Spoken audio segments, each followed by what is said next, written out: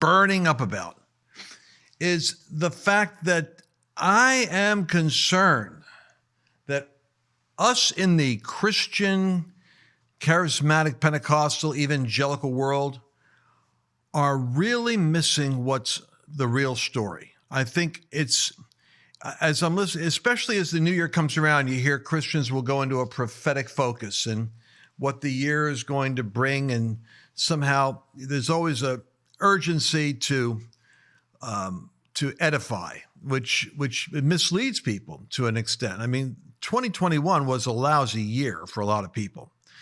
And, if you see Hitler's, getting ready for in 1939 to start a world war, you might as well just toughen up and say the outcome's going to be glorious and there's victory on the other side, but it's going to be a long, prolonged conflict and it's going to enter into some desperate times.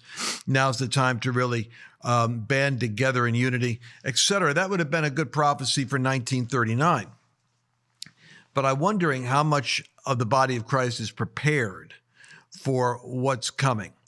Because imagine a boa constrictor. It's as the prey struggles, it takes advantage of every spasm and adjustment of motion, and it closes in tighter. This is the nature of communism, socialism. This is the nature of the progressive apparatus, coiling around the liberties and freedoms of the individual.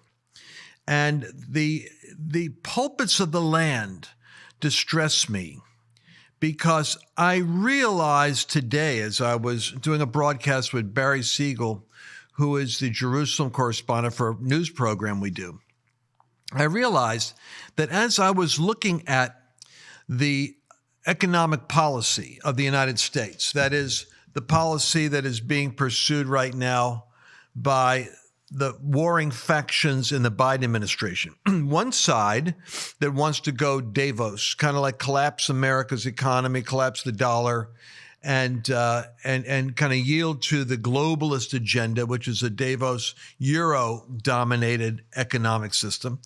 And then another group, which is more Wall Street sensitive, saying, no, they're globalists and they want to be on top, but they don't want to surrender to Davos. This gets a little complicated, but trust me, this is what I'm talking about. We're not in our community discussing the economic war that is taking place. Our people are not, and our people are illiterate.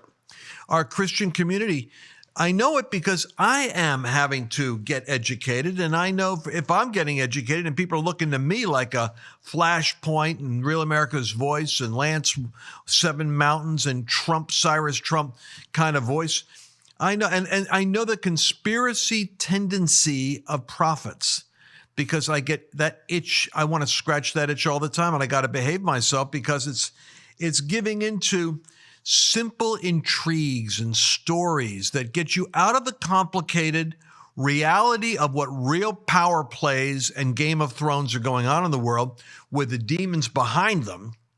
And it makes it overly simplified narratives that are easier for people to digest.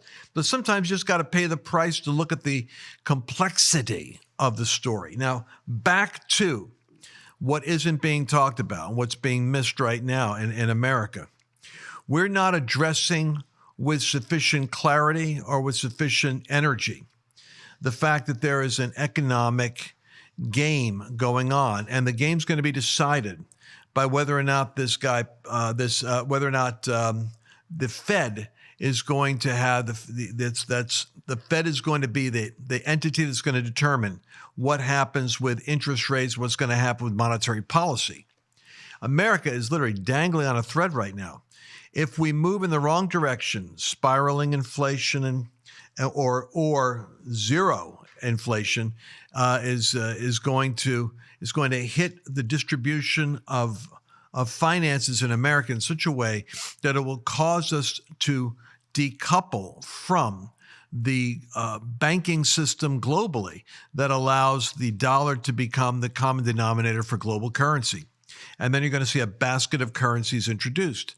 The moment that happens, this dangerous cycle starts where the American dollar no longer having a global outlet starts to come back home. And my God, this is when you find out that $30 trillion, when it isn't being assimilated by a global community and is coming back to the United States, it's like Zimbabwe dollars. You know, it's $1 million for a loaf of bread or some weird number like that.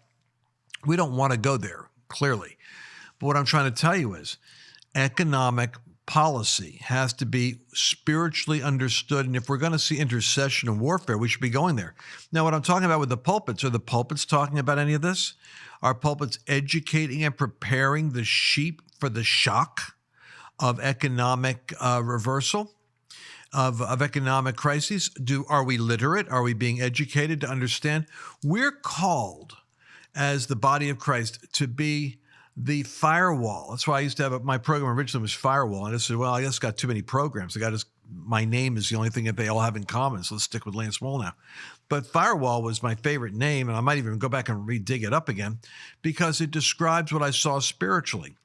It's that the church becomes the only firewall that can keep hell from expanding its destructive agenda.